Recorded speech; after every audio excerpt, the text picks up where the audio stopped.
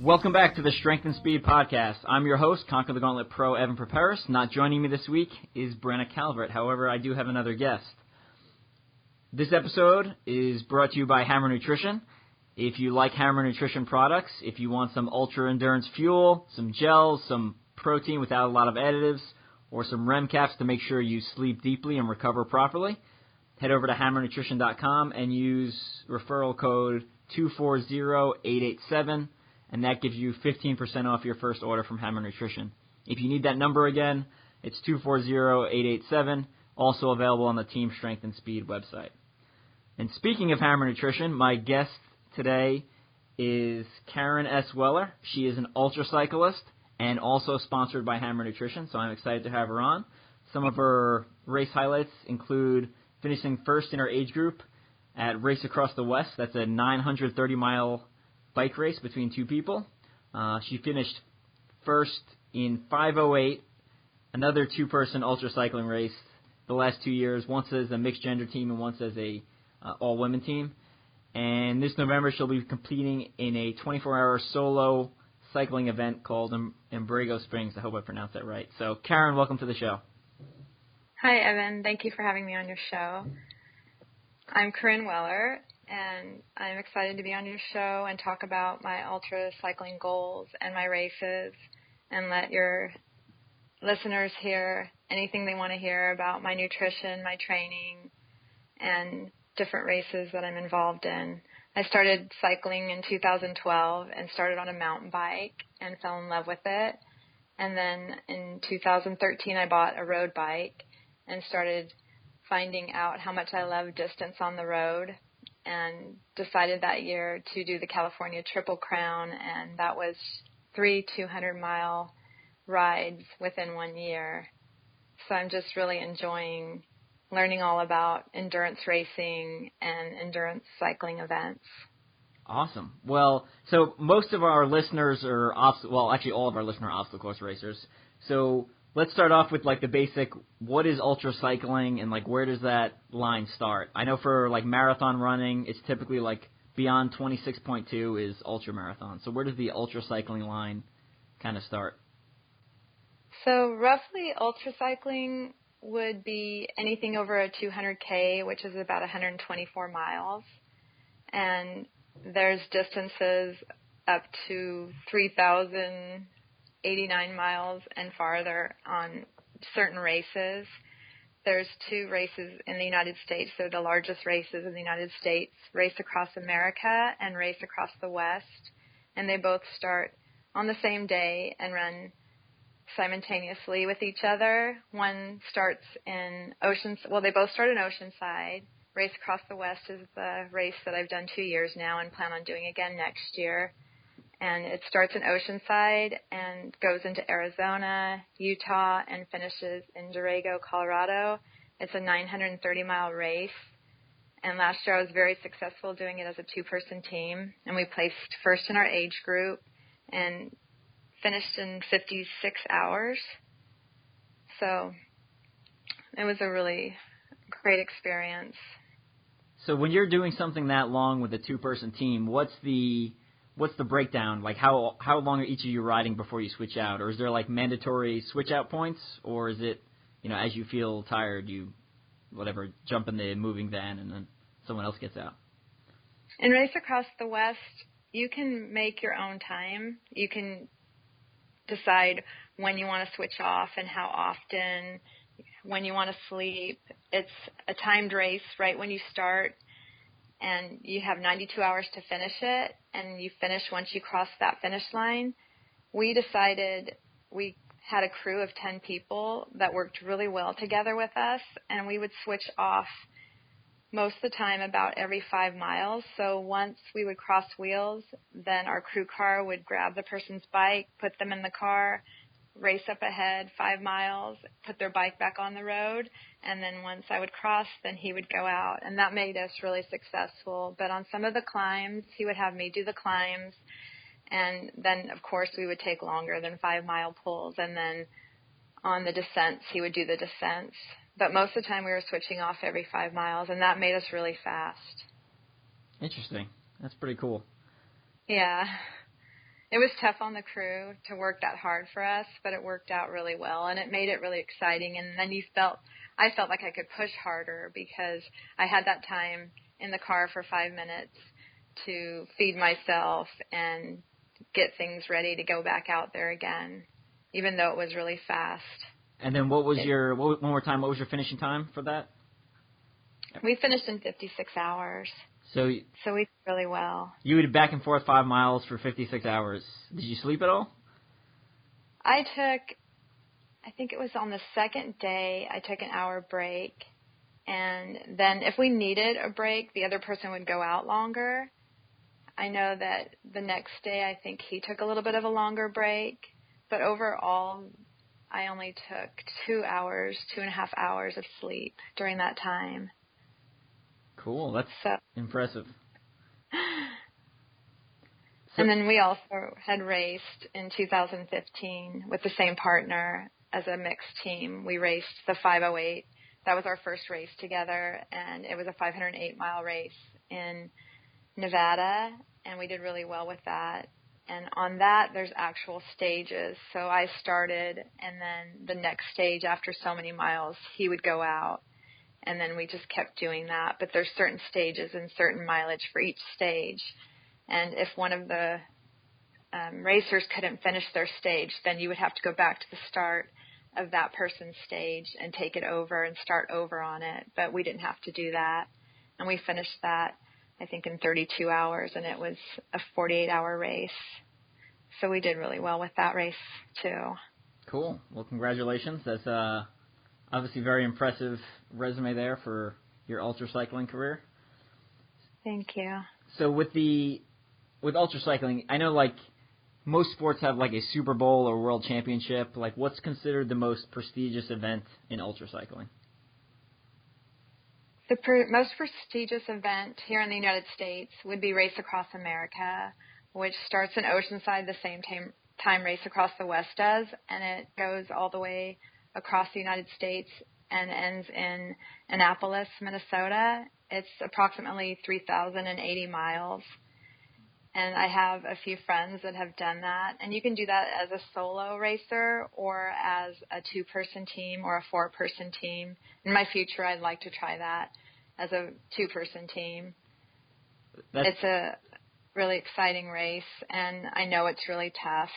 And they go through a lot of weather conditions and a lot of different things I heard about this year with a few racers that I knew that were doing it and that were successful. Have you read the book Hell on Two Wheels? No, I haven't read that book, but I've read other Race Across America books, and I've seen documentaries on it as well. But I did meet the lady that wrote that at the Borrego Springs 24-hour in 2015. I was actually competing with her girlfriend, and it was we ended up winning that race by 4 miles. That was it. Oh, wow. Over a 24-hour period. So it was a close race. It was really exciting, and that's the race I'm going to be doing again in November as a solo. Cool. I read Hell on Two Wheels, and I've read a couple other books that weren't necessarily about ultra cycling, but they touch on it at some point.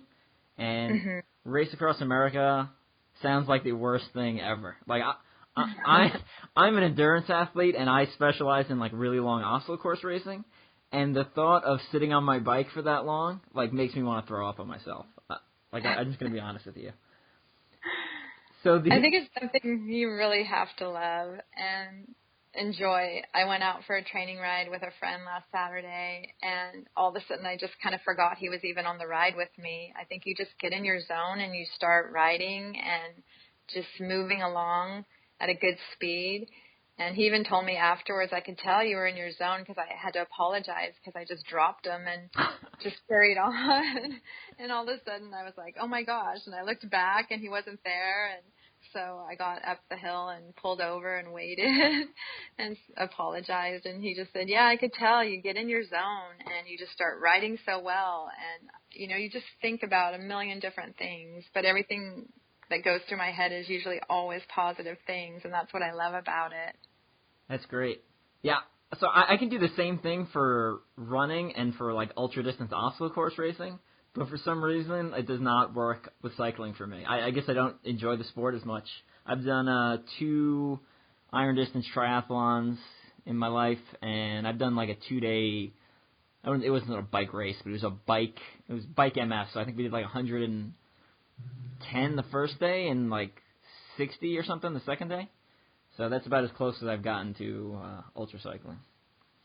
Yeah, I tried to think today about when I first got into it, what made me decide that I wanted to go for a 200-miler.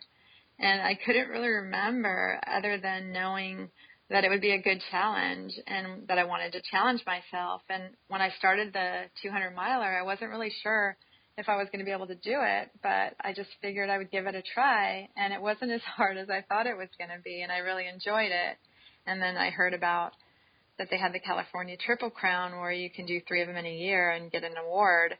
And so I started looking at the other 200 double centuries that were in my area, and they had more climbing, and I knew it was going to be tougher, but I went ahead and did it. And then a few months later, I did my 3rd one, and then the next year I got into the sport of randoneering, which is unsupported cycling, and it's been a really good training tool because they have around my area about 6 different clubs that are all within an hour and a half from me, so I can choose different rides every weekend to go to, and they start off usually at a 200K and go up to 300K, 400K, 600K, and above, and then you can work your way throughout the year into doing, you know, going up from 200Ks to 300Ks, and it works out to be really good training because there's other people around, and you start talking while you're riding and enjoying it, and it's just good for your training rides. Cool. So I'd never even heard of randoneering before, like a couple of weeks ago, actually. So I guess there's a whole different side where it's unsupported versus supported. Is that correct? Yeah. Yeah, because the races that I do are supported, and you have a follow vehicle that takes care of you and makes sure that you're fed and makes sure that anything you might need, if you get a flat tire, they're going to fix it for you and get you back on the road right away. But within self-support, you're taking care of yourself, you're feeding yourself, you're carrying your food, or you're stopping at a convenience store and picking something up along the way. And it's good to do that as well, to learn all the different things about cycling and your training and what you might need, and not have to have if you have to help yourself, that's always good as well, to learn a lot more about the sport and what you need to do.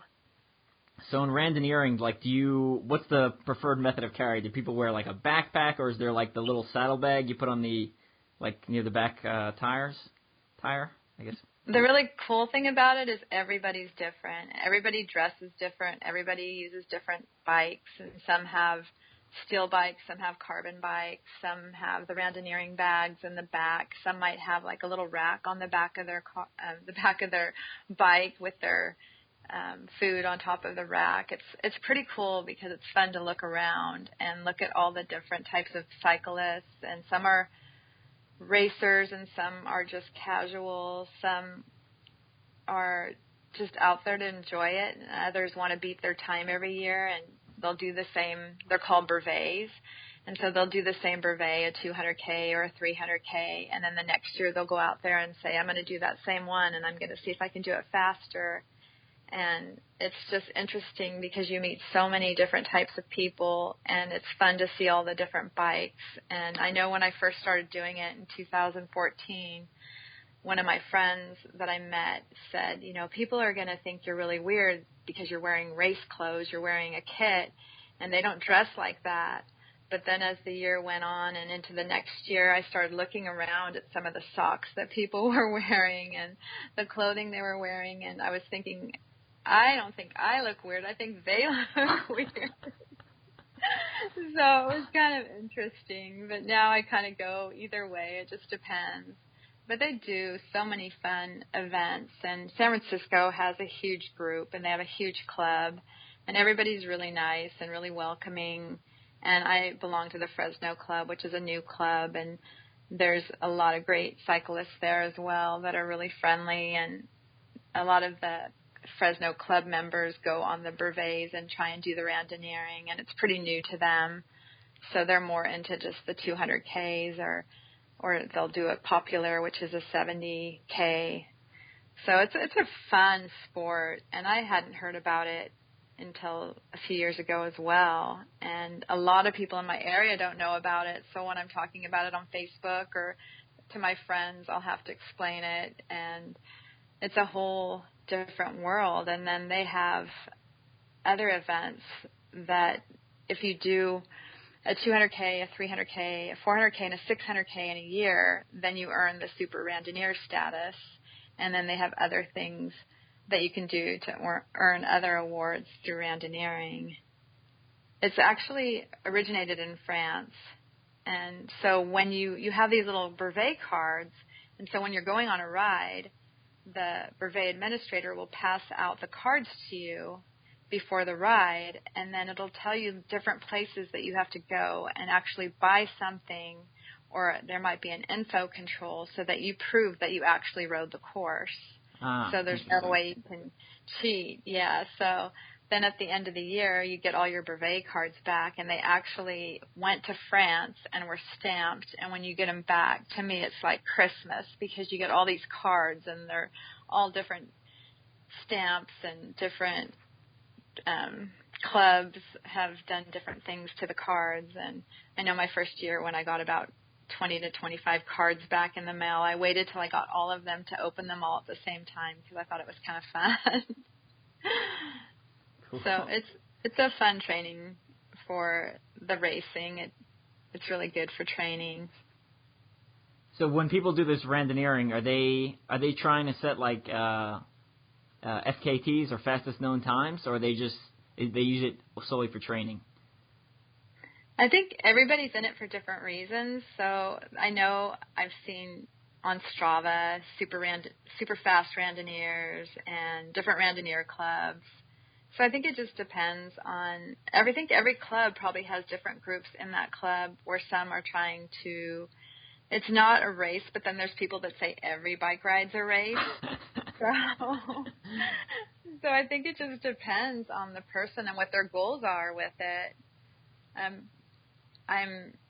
There's also a ride every Easter weekend, and next year will be my 4th year that I do it, and it's called The Flesh, and it's a 24-hour ride, and you get a team of 5. You can have a team of 3, but 3 have to finish, so it's better to have a team of 5. And you plan your own route, but the route has to be kind of like an arrow. So everybody finishes in San Francisco. And I know there's different clubs that have them all over the United States and probably other places. But the San Francisco Randonneers is the club that I use for my Flesh. And so we plan a route, and the route's approximately 250 to 260 miles. And so you can easily do that in 24 hours. And then you go with your team and you go on this course that you created, and you pick up your receipts, and it's all planned out ahead of time exactly what you're going to do. And everybody ends up at the same place in San Francisco, at the same breakfast place on Easter morning at 7 a.m., and everyone has breakfast together, and then they can exchange stories and say how their rides went. And the last 2 years, the team that I was with, we did mixed terrain. So we took our CX bikes and we went off on dirt, and then we would get back on the road and then go back off on dirt. So it made it a lot of fun. And it was hard. I mean, it's not easy. None of this is easy. It's all challenging, but in the end, it's always like this great high, and it's a lot of fun to finish. Definitely. Cool. So I know for running, like I can go for an hour run, and I feel like that's a solid run. But I know when I was training for triathlons, like an hour bike ride, I feel like it's like kind of like a warm up. Like people are just scratching the surface. So take me through, like, what's your average training week look like, and how many hours are you sitting on a bike? So my average training week, I work 40 hours a week, and I work from 8 to 5 every day. But I live close to my job, which makes it more convenient. So when I get off work, I come home and right away start making my water bottles, filling them up with Heat and Perpetuum, and getting my supplements ready. And I either get on my bike right away and get out on the road and go out until dusk, or I'll get on my trainer depending on how it looks outside, the weather, or if I just want to make it a trainer night and train for a few hours on my trainer during the week. And then now I'm trying to get into the habit as well as when I get up in the morning, because I want to get ready for this 24-hour in November, getting on my bike first thing in the morning before work, just maybe for an hour, and then also getting on my bike after work for a minimum of an hour. And then on the weekends, I always plan a long ride to go on. And I love cycling, and it's pretty much my life outside of work. So I don't even know what I would do with myself if I didn't have that on the weekend. So I really like to plan a Saturday ride and a Sunday ride. But I make one ride, I try and make it a minimum of 70 to 100 miles. And depending on what event I'm training for, it could be longer. And just spend my whole day on the bike, and then the next day go out again, but then have the afternoon to do your things that you have to get done around the house. So just depending on when I'm getting ready for an event, my average month for mileage is about 1,000 miles on the road. So high. Yeah, so I think for those that are obstacle course racers and prepping for stuff like World's Toughest Mudder or other 24-hour OCRs, I think at least the way I prepare is similar, where on the weekends I like to do my two longest runs, because typically you have the most time then. And I try to do them back-to-back to try to, simulate. So I basically do a long run on Saturday, and then I'll also do a long run on Sunday, so I can get practice, running on tired legs versus just like an hour run during the week or whatever I'm working on. Cool. I know depending on the course, too, on the race that's coming up, if it's going to have a lot of climbing, then I'm going to go out there.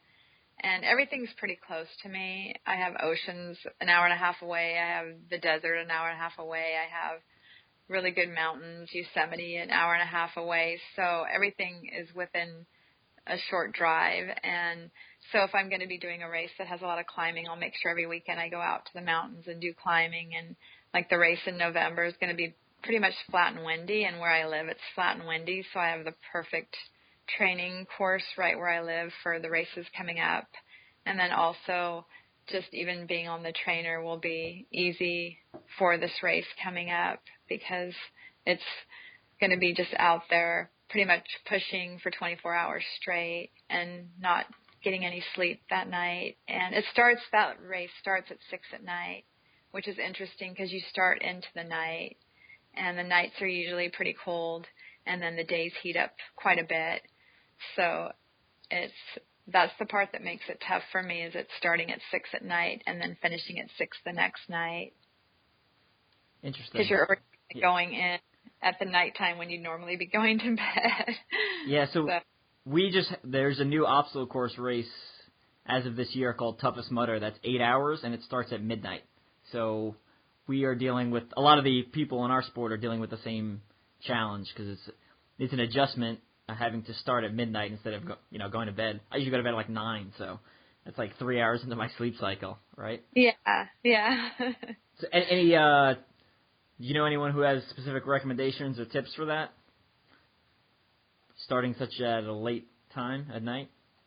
I would say just go out there and practice at night. Just go out someplace where it's safe in the dark with some friends and go out there and do your running and your obstacle courses. I know with the 24-hour, I was thinking about, and I have done the same thing, gone out there, and I've had a follow vehicle behind me, and gone out and ridden for 24 hours to get ready for races like that.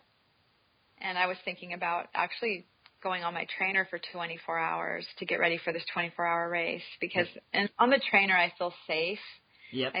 You're right at home, and then if you need more water, if you need something, you're right at home. You can get off real quick and refill your water bottles. You don't need to be looking for a convenience store or if you don't have somebody following you.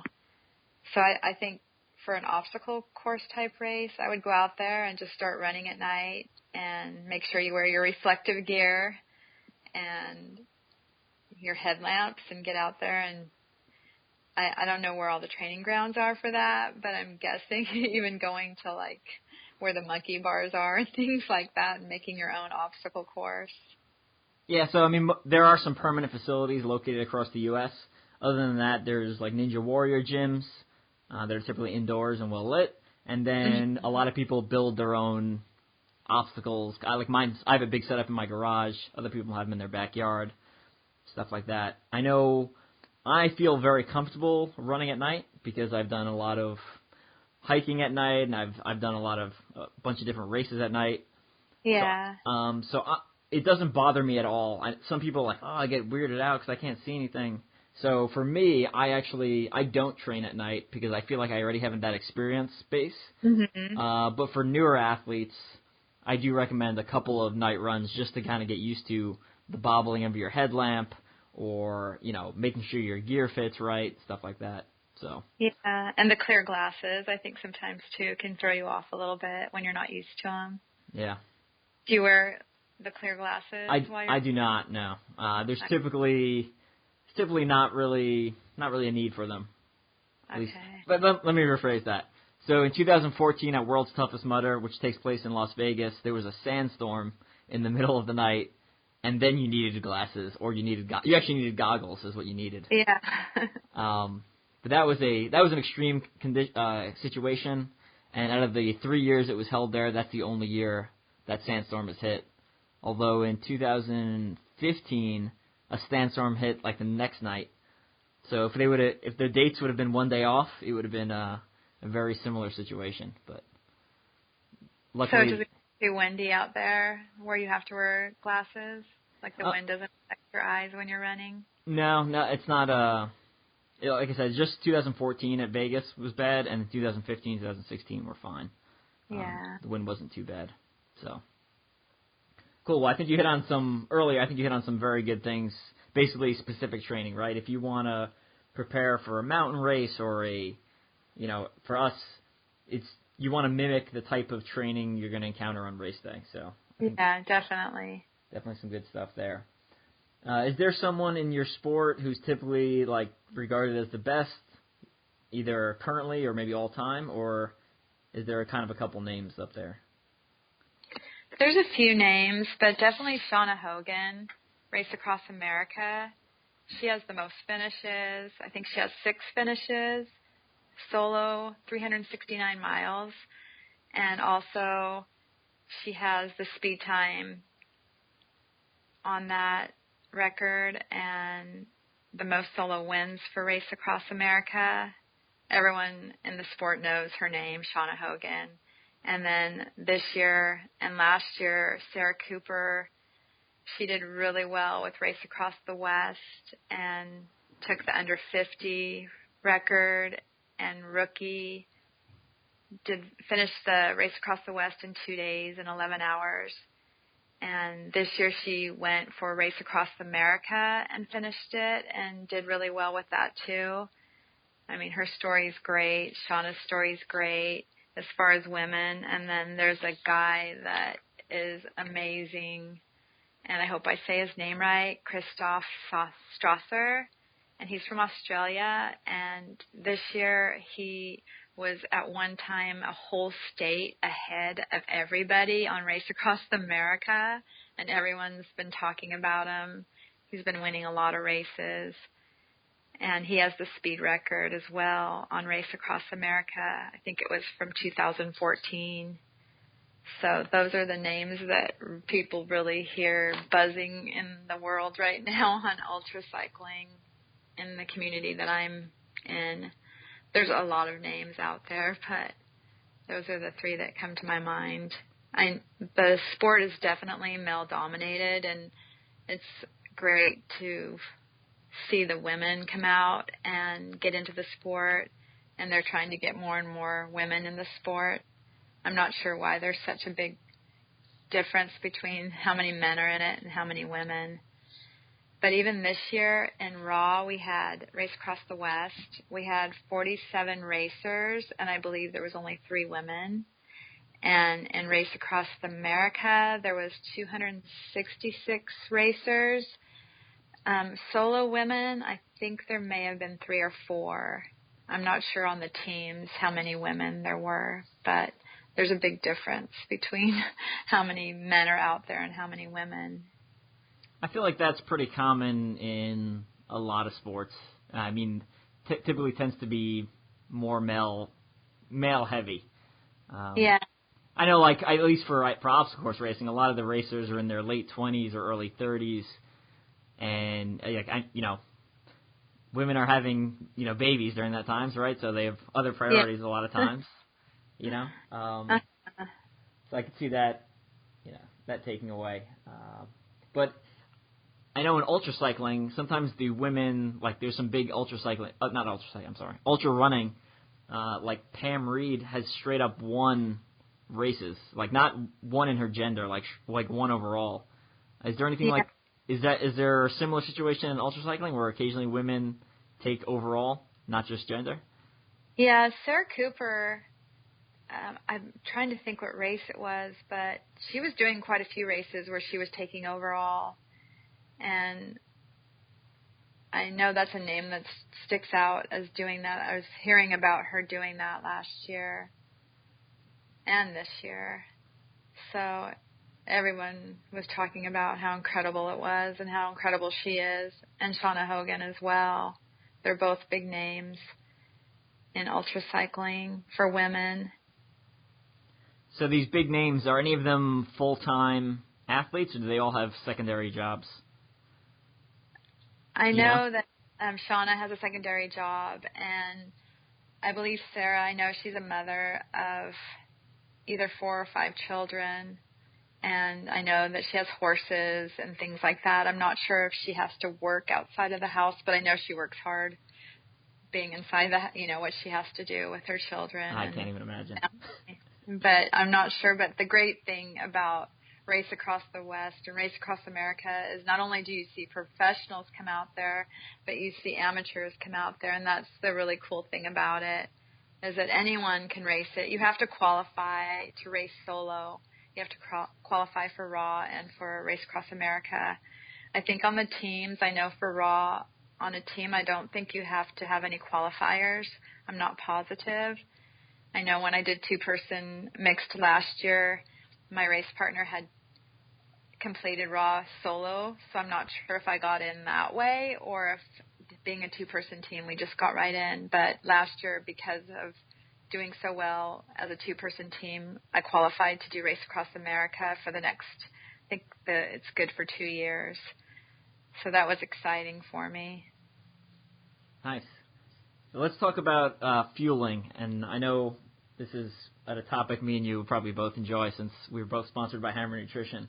But take me through your fueling for both like an event where you're riding the whole time, so like solo, and then also if there's any differences between that and when you're fueling for something like the 2-person team events you've done.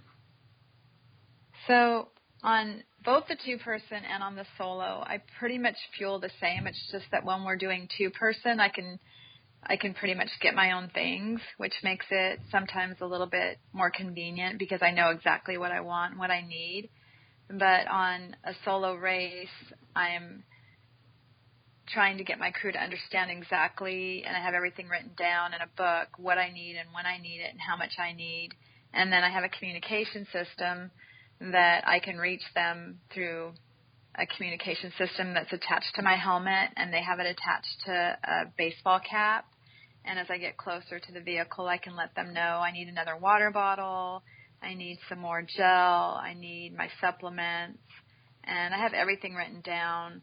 I like to stick to using Hammer Fuel exclusively and using pretty much liquid the whole race. It just does better on my stomach, and I don't feel full. I feel like I always constantly have that energy going. So I will take a bottle of Perpetuum and a bottle of Heed with me, which is, the protein and carbs, and then I have my electrolytes in my Heed, and then I take my supplements every hour to every hour and a half, depending on how hot it is outside, and just keep going like that. Every once in a while, I might feel like I need a little bit of something else, so I'll ask for maybe a quarter of a peanut butter sandwich or a part of a banana or something like that.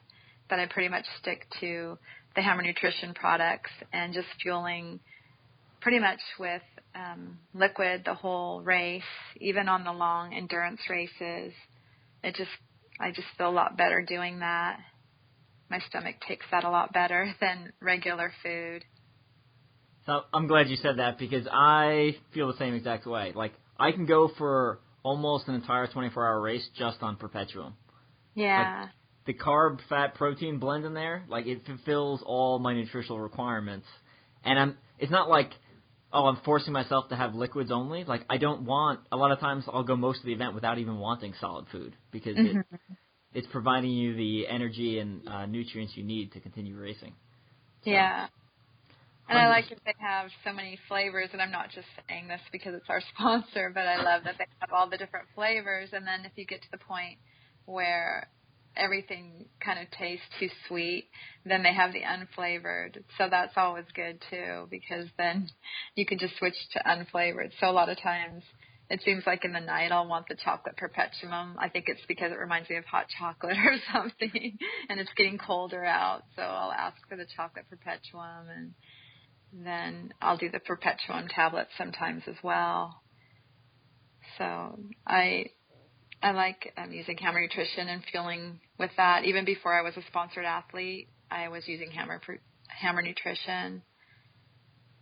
Same here. I for my first 24-hour OCR, I used Hammer Nutrition stuff only, and luckily they picked me up like 2 months later at the end of the year. So I was super happy about that. I was like, sweet. Yeah. I was real excited. And then you said you take your supplements every hour and a half. What do you mean by supplements? Obviously, besides Perpetuum and Heed. So depending on the event and how long I'm out there, most events being about 24 hours, I'll take 2 endurance aminos, 2 anti-fatigue, and 1 Enderlite, and I take that every hour to hour and a half. If it's really hot out, then I might go every 2 hours before I take them. And so those are the supplements that are like my main supplements all the time. And then if I'm in a longer race, then I'll add in Race Cap Supreme, and I'll add in Tissue Rejuvenator. And then if I am going to go down for a sleep break that's going to be about 90 minutes, then I'll usually take a couple scoops of Recoverite right before I go down. And then when I get up, get my anti-fatigue back in me and my endurance aminos and an Endurolite. And then the new product that they use, Fully Charged, I'll take that when I'm getting ready to go back out, and do that about every 4 hours. Take the Fully Charged.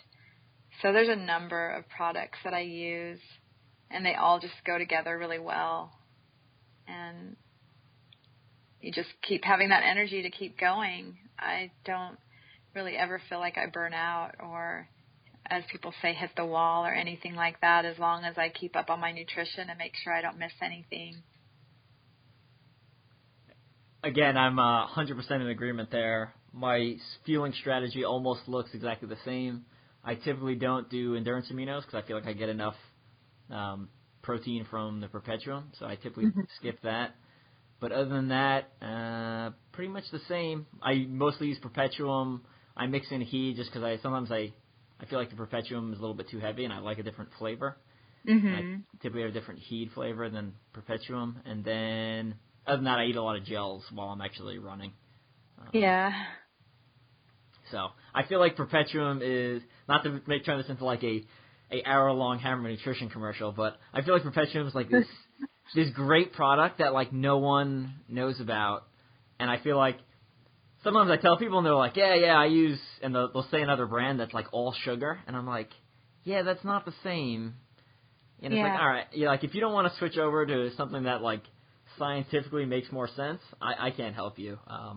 But I tell them that it's carb, fat, protein blend, and it's designed for ultra endurance, unlike a lot of these other brands, which it's basically sugar and salt, and it gives you this like sugar spike that makes you feel good for a little bit, but it's not gonna sustain that long-term energy. And I know, like you said it, something I also say, which I think is not only has to do with fueling, but also has to do with mindset, whereas I feel like as long as I'm continuing to eat fuel, I can almost go forever. Like, yeah. I'll just keep going. As long as you're pouring fuel into the tank, I'm putting one foot in front of the other. I may not be moving fast, but I'm going to be moving. So. Yeah, I feel the same way. Good stuff. What else we got here? I noticed some of your workouts, and you mentioned it a little bit earlier. You said you ride on a trainer, and some of the workouts I've seen you post in either on your personal Facebook page or in the Hammer Nutrition Sponsored Athletes group is basically, it kind of looks like a video game called Zwift, I believe. Yeah. Can you tell us a little bit about that? I know for OCR athletes, I personally use cycling as cross training, so I'll cycle 2 to 4 times a week, anywhere from 30 minutes to an hour typically, for additional cardio benefit. But tell us about Zwift and like what equipment you need and how that works, etc. Okay, well, my coach told me, I think this would be a great cross training for your sport because it's so much fun and it makes training so much fun. But it's a virtual program, and you use a trainer, and you put your bike on the trainer. When I first got it, I didn't have a smart trainer, but now I have a Wahoo Kicker, which is a smart trainer, which actually, when you're going up hills, it'll simulate that you're going up the hill and put a bunch of resistance on, and then when you're going down hills, it takes that resistance off, and you're spinning down the hill. But you make yourself an avatar on Zwift, and you can do whatever you want, make a girl, a guy, skin color, helmet, whatever kind of clothes that you want that avatar to wear, and what kind of bike you want the avatar to be on. And you get on your trainer, and you're on the trainer with people from all over the world training on the same program, and there's different places you can go, like Watopia, you can do a flat course, you can do a hill course, there's sprints as you're on the course, and the more miles you put on the program, then you open yourself up to different wheels you can have for your bike. You can have, like the other day I went on and it said customize. I had all these new customizations because I've put almost 6,000 miles on this program, and it has races that you can join in. It has women's rides. It has all kinds of training. You can do your FTP, your functional threshold power test on Zwift. You can create your own training programs on it. And the cool thing is you also can use your phone app if you wanted to. If you weren't doing a serious workout and you were just on there to have fun and kind of play but get yourself moving on the bike, you can use your phone and actually message out to the group that's riding, and they have like little horns you can beep, and they'll have, all of a sudden it'll say a sprint's coming up, and it'll say it's like maybe a 30-second sprint. And so there's other people, and it'll show the places of the other riders that are real people on Zwift riding the same course that you're riding. And then you can try and beat your time. When you come back around for your second lap, all of a sudden the sprint will come up again, and maybe you did it in 36 seconds, and you tell yourself, okay, I think I can do a little bit better, and you push as hard as you can during that sprint time. And then if you win the sprint, you get a green jersey to wear for another lap, or if you beat everybody, you get a polka dot King of the Hill jersey to wear. It's a lot of fun. It just makes working out really fun. Sometimes people will try and talk, and I'll just like message real quick, hey, I'm on my coach's workout, which basically is hopefully telling them I'm on a serious workout. I don't have time to be texting or messaging you. But then you can follow people on it. They can follow you. And then another thing that I like is you kind of play chase on it, because you see somebody coming up behind you, the screen will tell you, and you can see the bike coming up on, behind you and with other racers, and it actually tell you how many seconds the person is in front of you or behind you. And then if I see someone and I can tell they're trying to get ahead of me, then all of a sudden I'll start pushing harder and think, no, you're not going to get ahead of me. And then they're pushing harder. You see their power going up. They see your power going up. And you're basically racing each other, but you're pushing each other into a better training program for the night.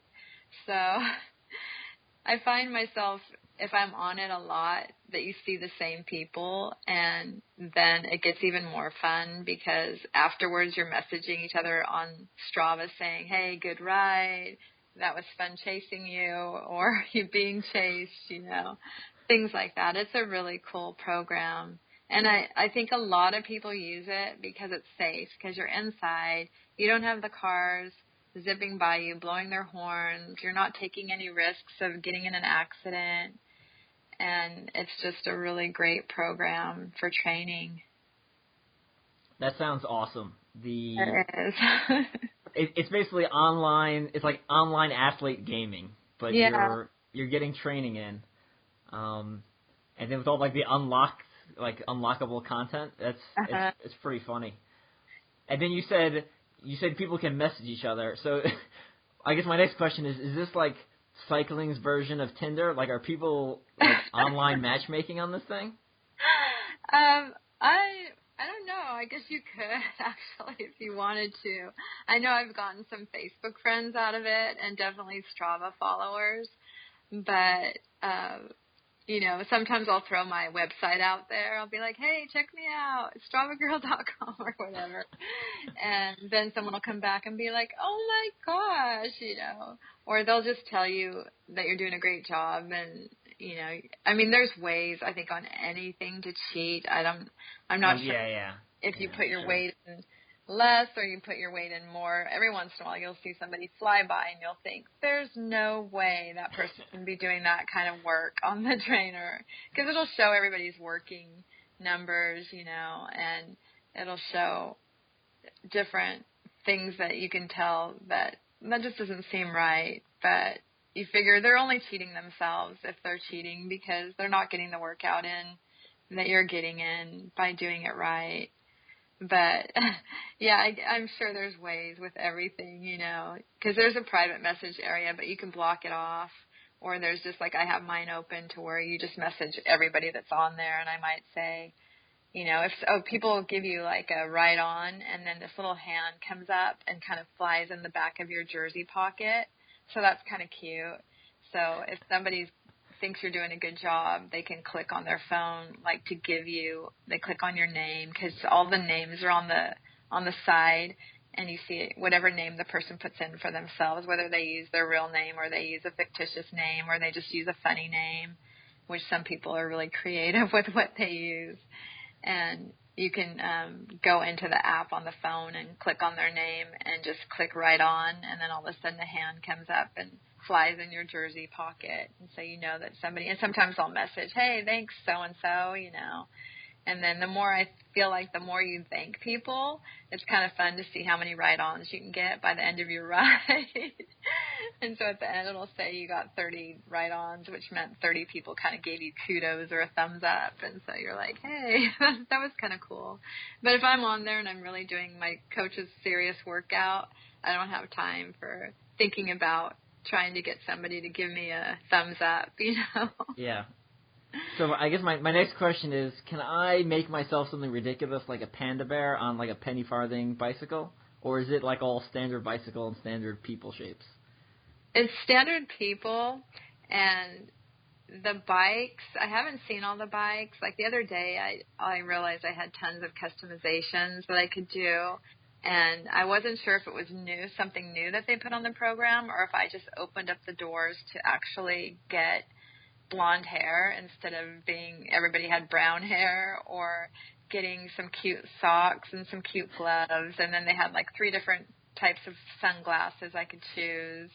And, you know, then the kits might say that you're on, I'm trying to think what they call it, but there's certain, like that you went into, I don't want to say version 20, but you're now at 20 and level 20, that's what it is. And then maybe you move up to level 21 and level 22. And so your kit, your cycling kit can change with every level. But then there's all these other cycling kits with all these different colors that you can pick from depending on how many miles you put on your bike. But I did one thing, and I wish they would do this more often, and I meant to kind of write to them and see if they would. But I went on Zwift on Halloween, and everybody was skeletons, and I thought that was really fun. So everybody on their bike were skeletons. So I was hoping, like, when I went on Valentine's Day that they would have something cute like that, but they didn't. Like little wings and, like, you're like a little chubby Cupid on the bike? Yeah, something, you know. But I thought it was kind of cool that everybody was skeletons on Halloween. So, but, yeah, it's basic. I think when you put in your weight, it kind of puts, because you do see heavier people and thinner people on the bike. So I think it uses the weight you put in. And then, you know, your female, male, it gives the women a chest, you know. And then as far as hair, I think the women just have one little ponytail. I'm waiting for them to have braids or something, you know. But it's fun. Can you upload, like if you wanted to, like, upload the Hammer logo to your jersey, can you do that, or is it just... I was thinking about that the other day. I was you like... need to step up a game up. Yeah, the only thing on your name, when you put your name in, like I put my name in, and then right after it I put Hammer Nutrition. So that'll it kind of flies by. So they'll see Hammer Nutrition or whatever team you're on. If you're on another cycling club, you can put that in. And then some people put in parentheses. If they're doing a race, they'll put in parentheses, like whether they're an A rider, a B rider, or a C rider. But I think that Zwift has you do that when you're doing a race so they know what group you're in, because they'll actually have leaders on some of the training rides on Zwift. They'll have ride leaders, and we tried to get a group of people that we kind of knew just through the program to do a group ride, and we started a Zwift called the Central Valley Zwifters, and we tried to do a group ride, but I found that it was too hard because it would seem like when I was pushing, then all of a sudden I saw everybody fall back, and then when I fell back, then all of a sudden they were ahead of me, and so it got a little bit frustrating, I thought. But I did do 2 races on Zwift last year, and it was a blast. I felt really good, and it even has your results afterwards. They'll list your results. If you do the race right and you follow the right course and you finish, it'll have your race results and show where you placed amongst all the other racers on Zwift. So I think it's a great program.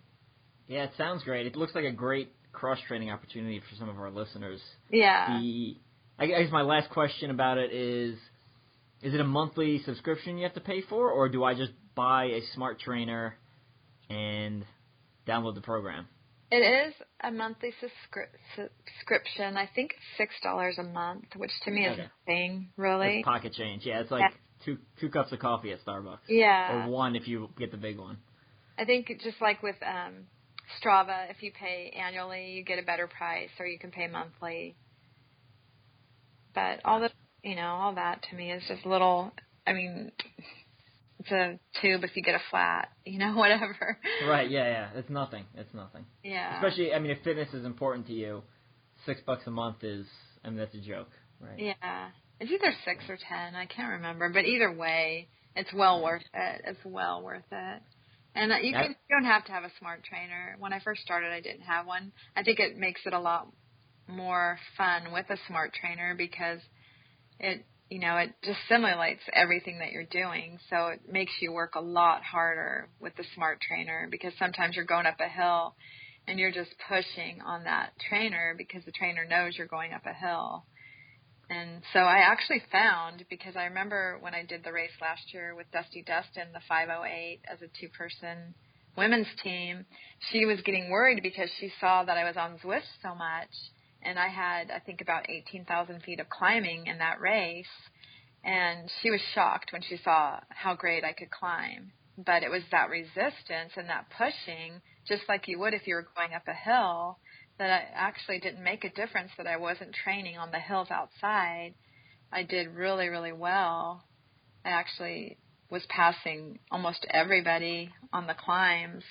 There was even a video on Facebook because it was a 4-person team that we were coming up on, and we were a 2-person team, so they weren't our competition, but they were yelling down from the top of the hill to their racer saying, "The hammer girl's coming up behind you.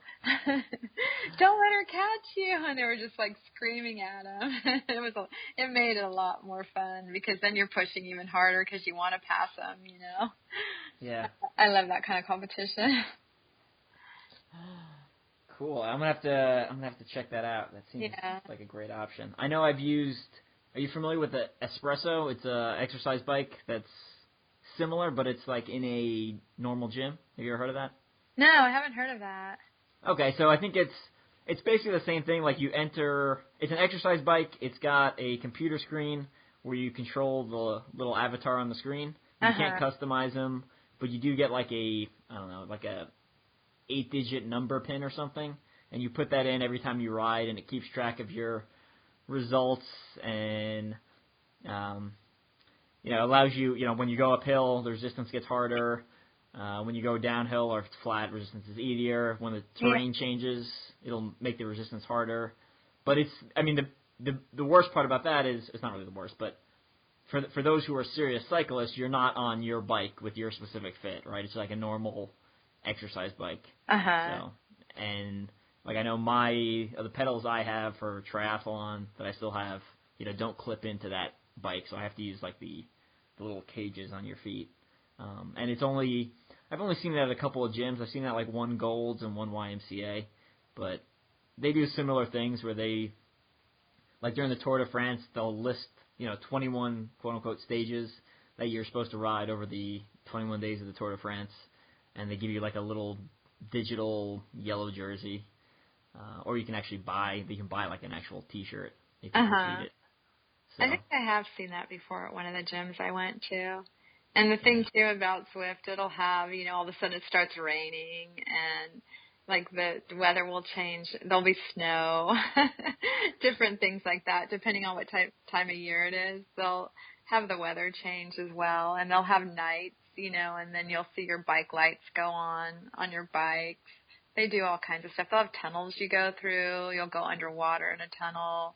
They have tons of scenery, and if you got a good because of Zwift, I don't even watch TV. I didn't have a TV, but then once I started doing Zwift and I was using my laptop, I wanted a better screen because you would see some of the hookups through YouTube videos and stuff, the way people would have their setups. And so I actually went and bought a TV that I only use the screen for Zwift, and I have it set up just for in front of my trainer to get the colors, because the colors are so much more vivid, and just to get the full experience of all the hills that you're riding, and just the things they'll have like a blimp up in the sky that says Zwift on it. They've just got a lot of crazy things. It makes it so much fun. I love it. Bought a TV just for cycling training. Yeah. That's awesome. People will say, "Why don't you watch a movie?" No, that's just for my trainer. Cool. So I think we covered a lot of great stuff, both with fueling that can apply for endurance OCR athletes. I think a lot of the things you said about keeping positive thoughts in your mind while you're racing and kind of getting in the zone can definitely help people. And then the last one is recently some of the obstacle course racing events have started to do a relay format for these longer races, so 24 hours, or they do, like I did one called Terrain Relay in Phoenix, March? Or was it April? April. It was April.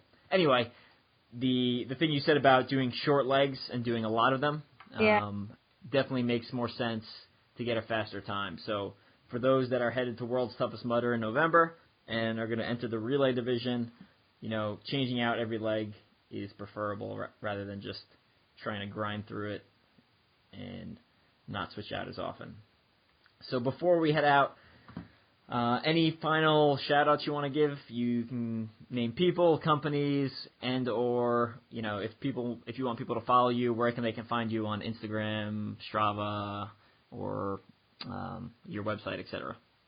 Thanks. Okay, so Strava, it's my name, Karin S. Weller, Karin, middle initial S, Weller. Also on Facebook.